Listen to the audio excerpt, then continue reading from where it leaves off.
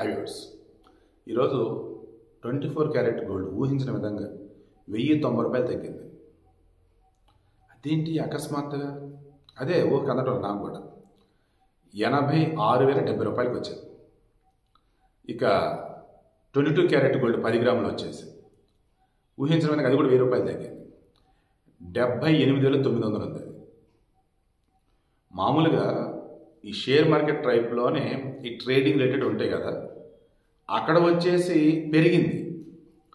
మన regular bullion market ఉండేది కదా, దాని బంగారం కొనుగోలు అమ్మకాలు, దీని సంస్థ తగ్గింది.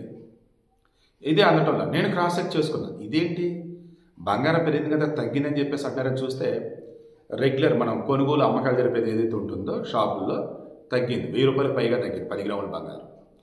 వెండి వచ్చేసి యాక్చువల్గా 1,06,000 1,07,000 ఏదో ఉన్నట్టు.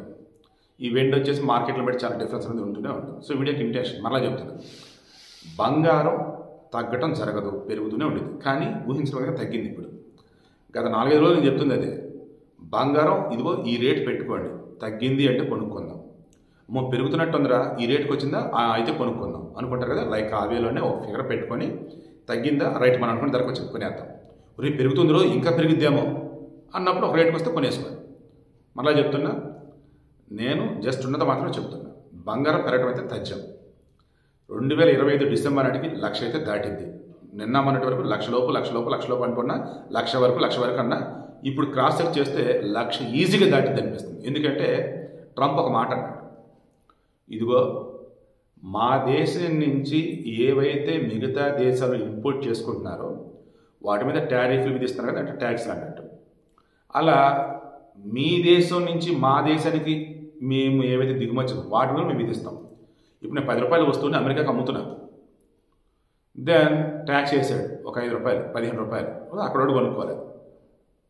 15 రూపాయలు పెట్టి ఏం కొంటారని వాళ్ళు అనుకుంటే ఆటోమేటిక్గా ఇంపోర్ట్ చేసుకుంటే తగ్గిపోతుంది. అప్పుడు మనకు నష్టం కదా. సో ఇలా అనమాట. ఈ లెక్కలో చూస్తే బంగారానికి రెక్కలు రావడం ఖాయమని తెలుస్తుంది. సో మీ చాయిస్, దాని తగ్గట్టుగానే కొనుక్కోవటమా ఇన్వెస్ట్ చేసుకోవటమా ఆలోచించుకోండి.